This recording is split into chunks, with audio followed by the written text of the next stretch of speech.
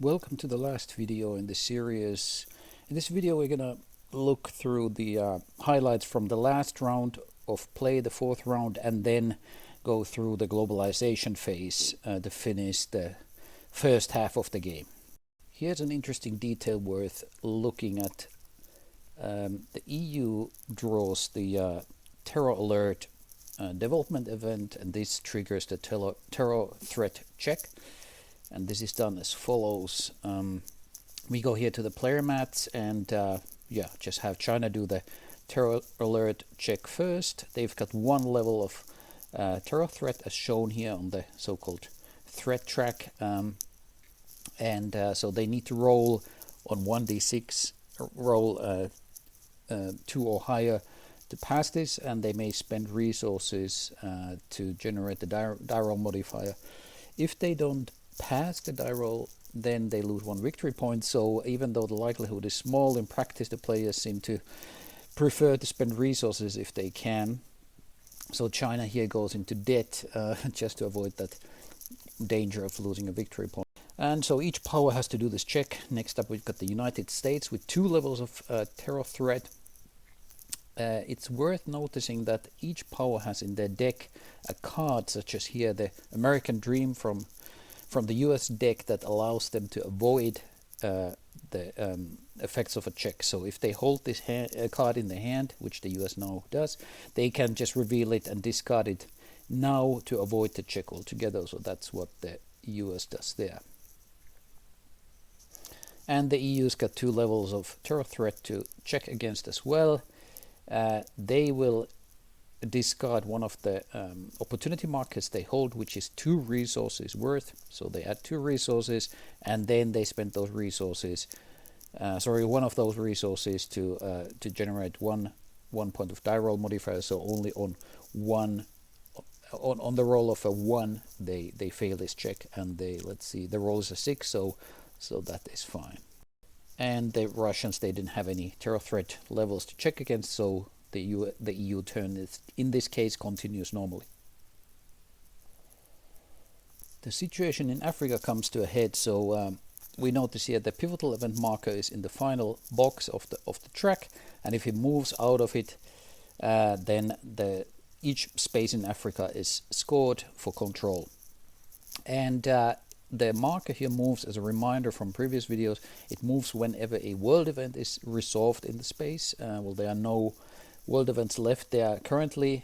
And then the other way of moving those markers is through resolving an opportunity, which is here in West Africa. The 2 levels of influence that the EU here with political and the US with economic, they block each other. But there's the rule that players may lift the block.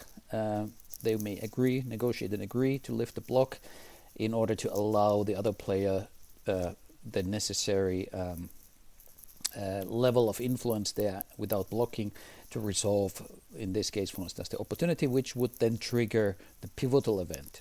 And now there's quite a lot of negotiation going on here between the US and the EU as to whether this makes sense.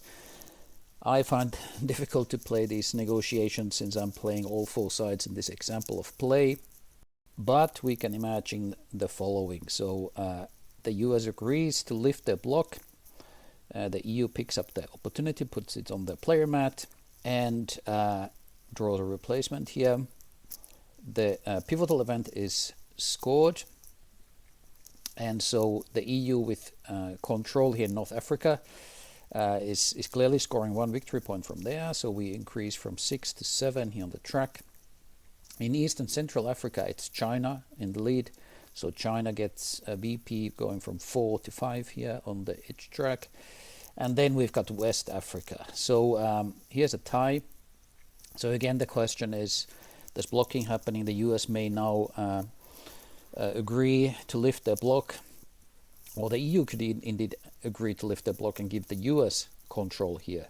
Whenever a power chooses to lift their block, then the other power can reward them a so-called legacy point, which we see here. So legacy points come in 2 nominations. Here's the 1 legacy point side, and here's the half legacy point side. You can flip this around. And so in this case, the EU is then offering the US one legacy point in exchange for letting the US letting the EU score this space. So this is what happens. So the US picks up a legacy point, or a half a legacy point was agreed here.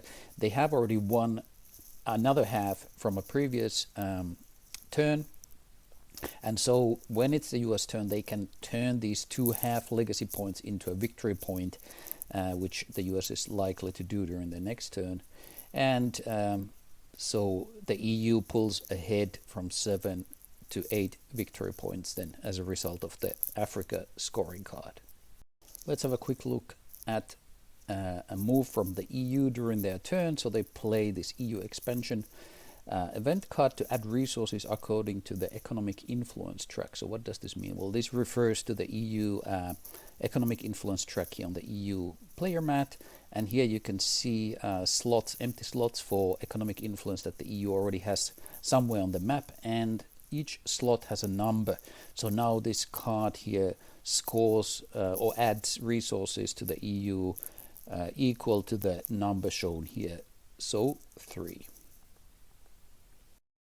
Here's another dramatic moment from a little bit later on in the game. So here the debt check card has been drawn, and so we go here to the debt track, and we see that 3 powers of 4 have fallen into debt and now must conduct the die roll base check. They cannot spend resources here to improve the die roll modifier, because when you are in debt and spend resources, you only go deeper into debt, and so cannot give resources to generate modifiers.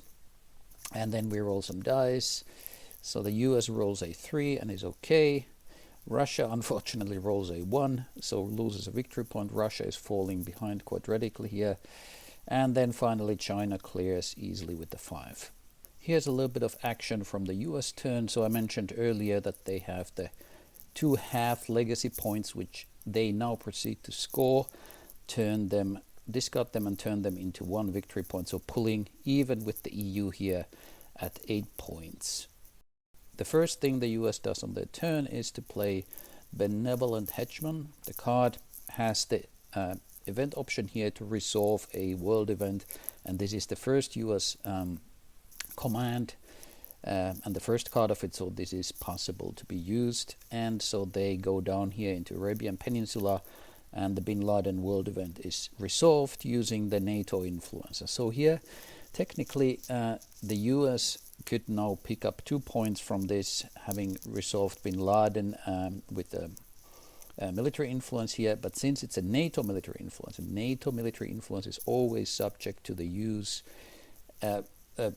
always subject to permission of use from both the US and the EU, who control NATO influence together. So the EU player will here insist that they split the VP cost from this, the VP earnings from this event. So that's why both the US and the EU score a victory point.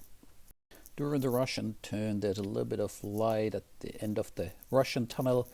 They play Foreign Ministry here to resolve the Chechnya world event, and so gain 2 victory points and move equal with the Chinese here on the VP track. And here we are down to the last few actions. The US turn is taking place, and here they use a cultural card for a military action. So you remember you can use this as a so-called offsuit action, but you have to pay 1 resource to do so.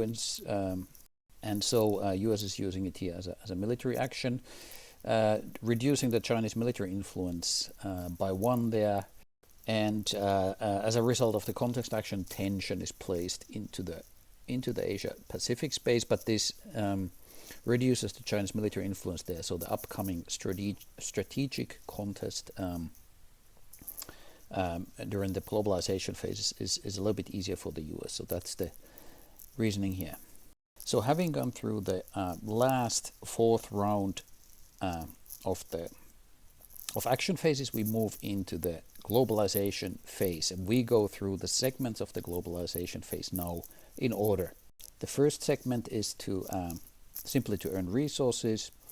Resources are earned according to the economic influence level shown here on the player mat. So the US will pick up 3 resources, plus they will earn resources, 1 resource that is for each opposing home space where they have a US military economic influence. So here's 1 in the European Union, so that's 3 plus 1 resources, and so that's why the US gets 4 resources altogether. The EU gains 1, 2, 3, 4 resources, China like so, and the Russians so. After the resources segment, we go to military spending segment. So this is where powers have to spend resources according to the number of military pieces they have on the map. The EU spends according to the NATO track. So at this moment, the EU would have to give up 3 resources in terms of military spending. The US spends the higher of the NATO track or the US track. Now, each power has a chance to withdraw their military influence before they pay, but only military influence that is not contested may be withdrawn. So here, for instance, in the Balkans, there was a NATO military influence, but it's not contested by another military influence, for instance, by Russians. The political influence here does not count as contesting it. So the US and the EU player, they may agree, okay, we will withdraw NATO from the Balkans, reduce their presence there, and so save 1 resource, and then only 2 resources have to be paid each by the EU and the US to cover the NATO cost. Here we can see the US military influence track, which shows only 1 piece on the map, so only 1 resource would be paid here by the US. So therefore the US pays the higher cost, which is the NATO cost to resources, and so EU pays their military spending as well.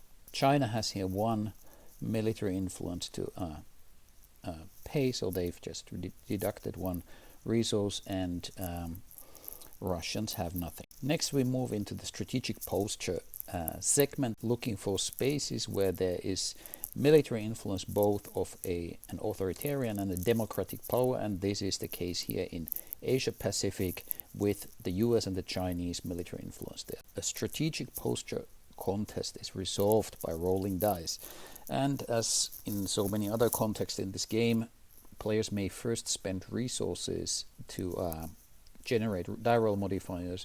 Resources are spent in the reverse order of play, so that the player gets a slight advantage, the player who is higher in the order of play. So US goes here first, decides to spend all 4 resources. The stakes are quite high in this contest, so they like to invest. China goes, however, and spends also 4, so the die roll modifiers are tied here, and then we proceed to rolling the dice. Since there's a contest, tension will increase in the region, and so it goes from 1 to 2. And we roll the dice. The US is the loser here, so loses 1 military influence, must lose 1 victory point, so go from 9 to 8.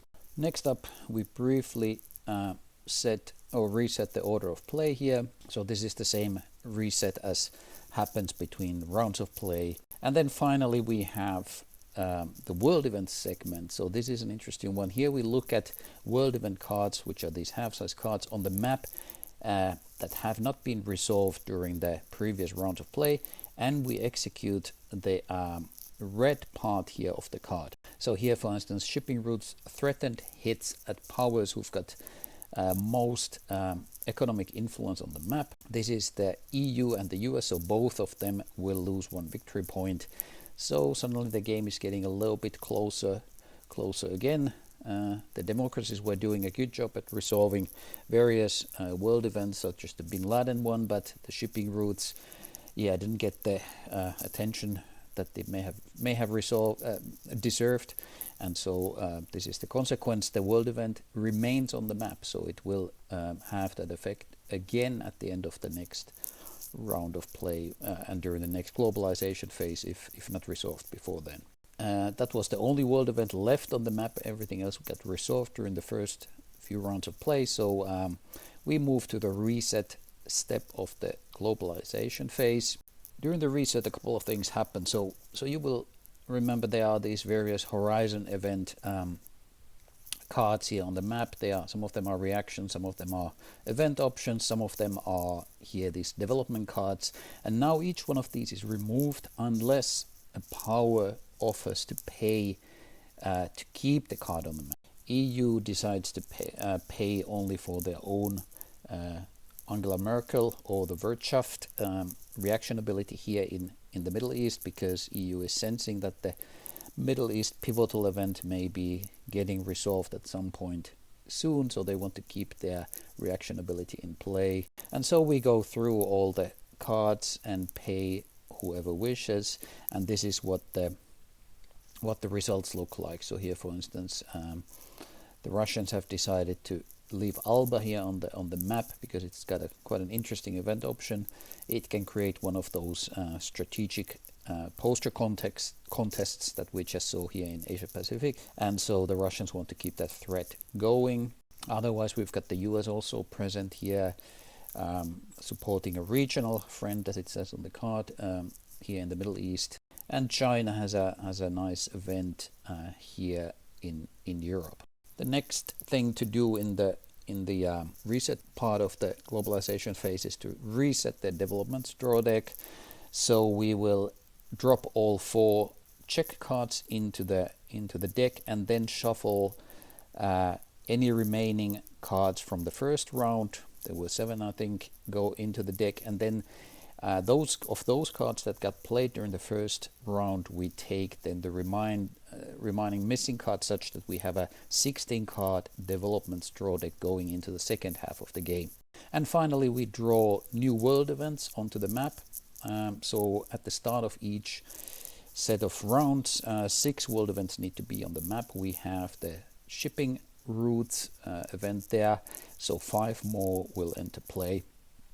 And they enter randomly, so we get 1 here in the Baltic states, Bronze Knight. We get the Hong Kong situation here for China and the China home space. One thing to note about this world event is that this is something that only China can resolve using any type of influence, as shown there on the card. Other powers, should they have their economic influence here in China, they could block China from resolving Hong Kong. What else do we get? We get the Flashpoint South China Sea at the worst possible moment for the US, who just during the strategic contest got kicked out of the space. Here China is in the prime position to capitalize on that by getting the first dips on that world event. We get the Brexit talks in the EU, so this is kind of similar to the Hong Kong world event, except that now it's the EU who can resolve this card in their home space. At the moment, the Chinese economic influence in the EU is so high that it will likely interfere with the EU resolving this world event, so we will see how that pans out. And we've got the Taliban here in Central Asia. So Taliban appears slightly out of the historical order in this game, and also a Taliban counter is put here on the level 2 influence in Central Asia. Overall, the situation is quite interesting if we look at the victory points. So each power picked up some victory points, lost some victory points, and the game started, if you remember, with the democracies 1 victory point ahead of the 2 authoritarians.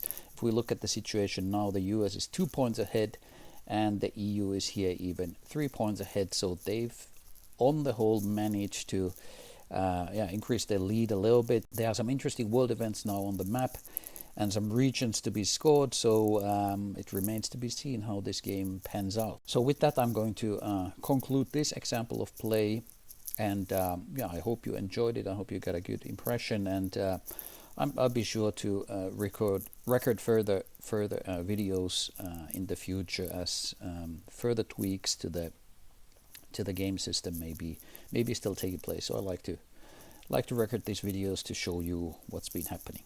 So until next video, bye bye.